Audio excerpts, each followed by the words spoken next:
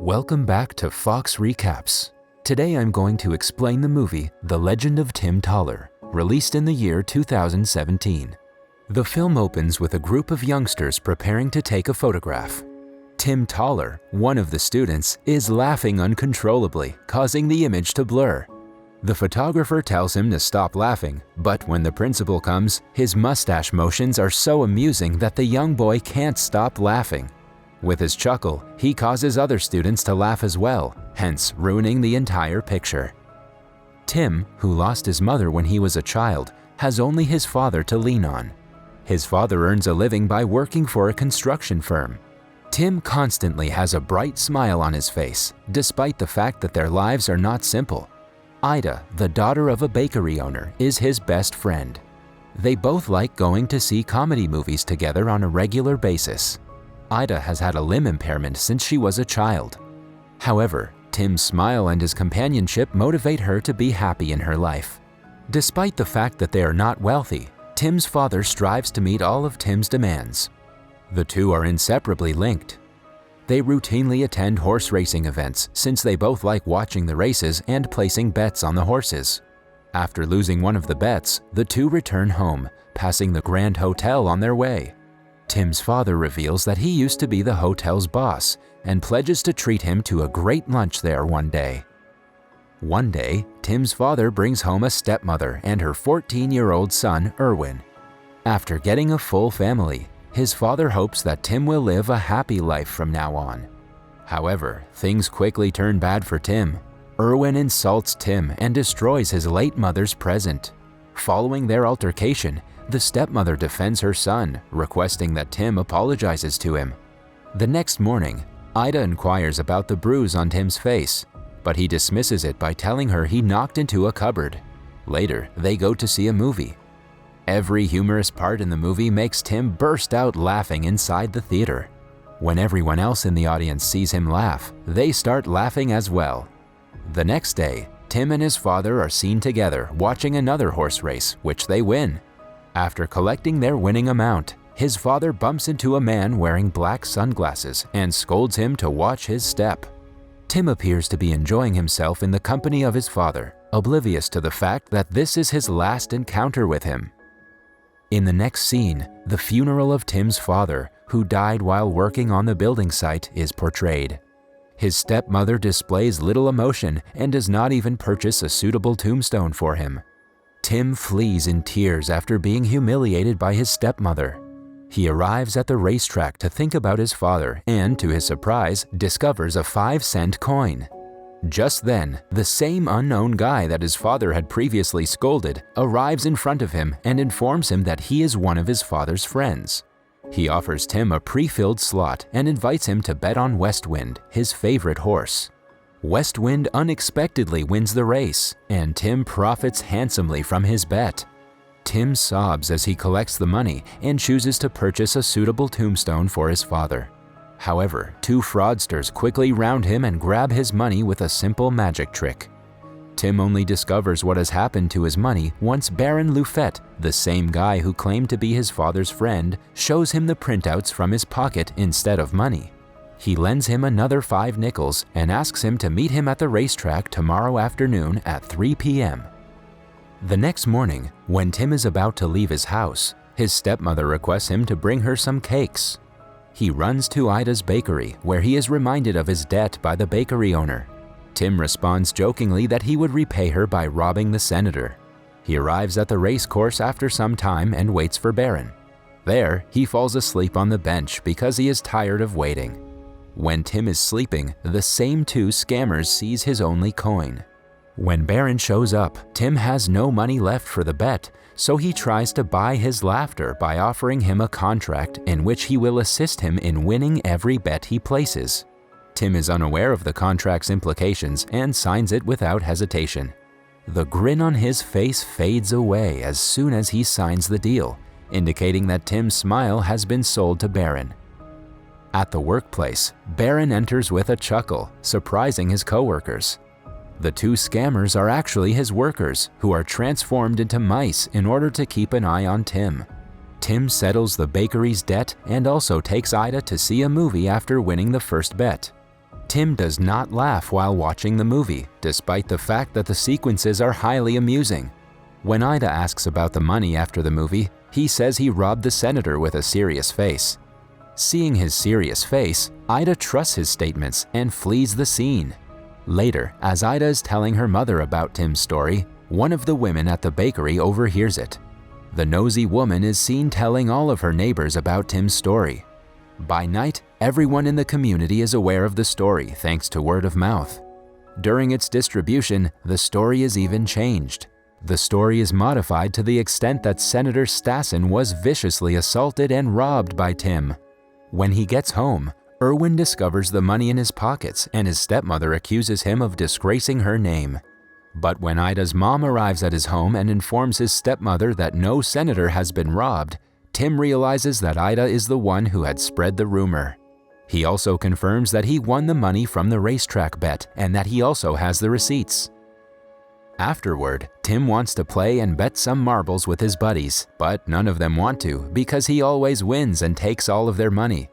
Later, his stepmother brings him and Erwin to the racetrack to see if his prediction is successful. Despite winning the first two bets, they become greedy and place a third bet with their entire money. Tim chooses to bet on Halali, an underdog horse, but Halali finishes fourth in the race. Tim's stepmother becomes enraged and begins berating him for his forecast. Surprisingly, the announcer declares that the first of the three horses have been disqualified and that Halali is the true winner of the race.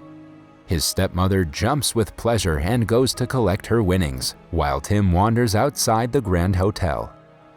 Outside the hotel, Tim meets Kreshmir, an elderly hotel employee. He's also the person Tim met before betting on Halali for the third time.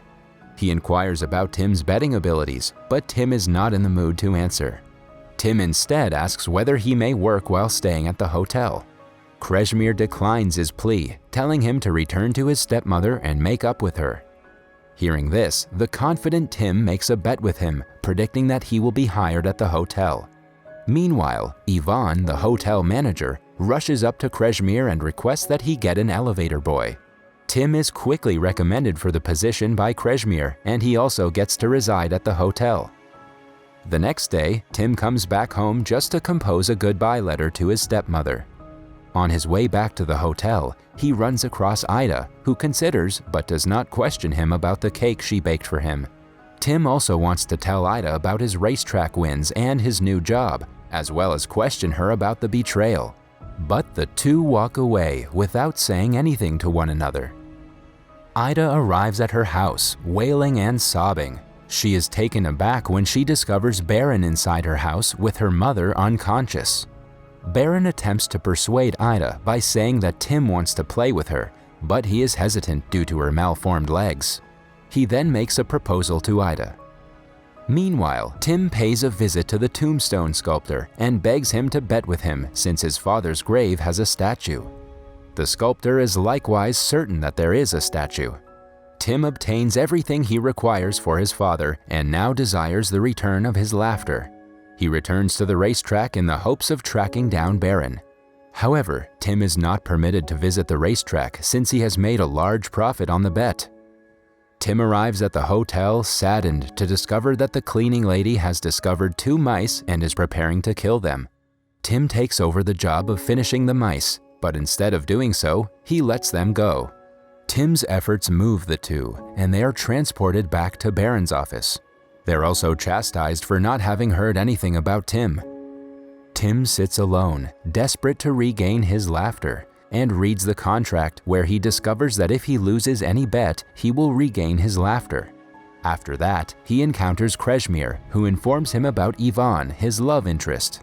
Determined to get his laughter back, Tim bets with Kreshmir that Baron will show up at their hotel the next day. The next morning, Baron arrives at the Grand Hotel. But when Tim asks him to return his laughter, he refuses to do so. Baron then takes off his spectacles and reveals his eyes to Tim, which he finds familiar. Later, Tim bets with Kreshmir that the cakes will be supplied by Ida's bakery, Beber. Meanwhile, a chef approaches Tim and requests that he deliver cakes from one of the greatest bakeries he can locate. Tim runs to the bakery and comes face to face with Ida, who has Baron's eyes. He then convinces Ida to let him bet that Baron will have to return her eyes to her.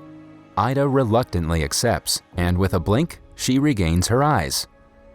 Elsewhere, once his eyes are switched, Baron, who is making a speech, is bothered by his vision.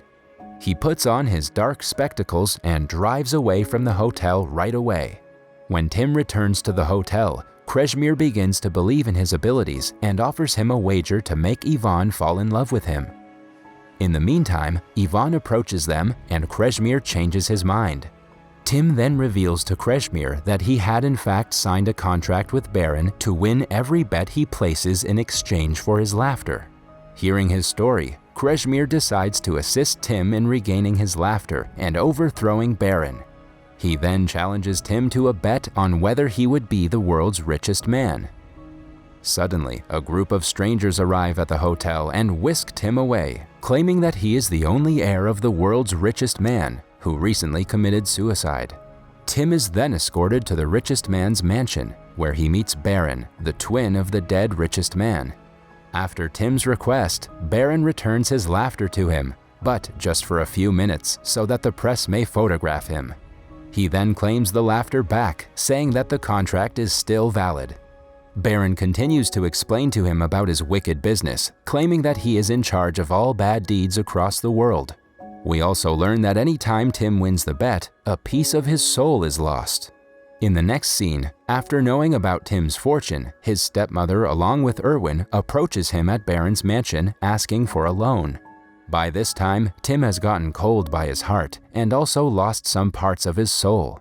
He gets angry at his stepmother and throws them out of the mansion. Tim then wants to see his friend Ida, but Baron tells him that his new life would be harmful to Ida and the old Kreshmir, so Tim must never see them again. As a present, Baron tries to persuade Tim to help him administer a city.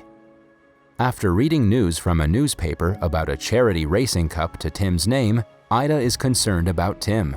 She visits the Baron's mansion, where she meets Tim. Upon seeing her, Tim advises Ida that she should stop looking for him since they no longer belong in the same environment. Hearing this, Ida becomes devastated. Later, while Tim and Baron are watching movies together, we discover through the two messengers that Tim's father was murdered by Baron. They feel sorry for Tim and wish to revolt against Baron. After the posters of the Tim Thaler Cup are pasted all over the city, Ida visits Uncle Kreshmir at the Grand Hotel, noticing something odd about Tim's smile on the poster. Uncle Kreshmir then tells Ida about Tim and Baron's deal, and the two decide to assist Tim to recover his laughter. The following Sunday, Baron takes Tim to a racing cup, and Ida and Uncle Kreshmir follow them.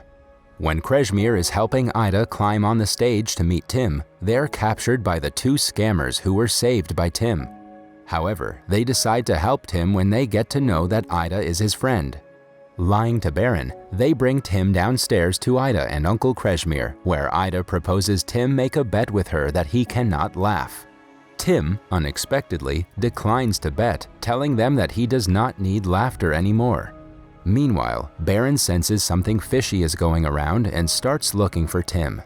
Ida and Kreshmir still cannot persuade Tim to bet. Just then, Ida delivers a worm joke and Tim finally gets free from the shackles of his lost soul. He is also able to recall Ida's worm joke. He takes off his spectacles and finally recognizes her. She then holds out her hand and asks him to bet that he will not laugh. At the same time, Baron approaches them and extends his hand to Tim, inviting him to accompany him home.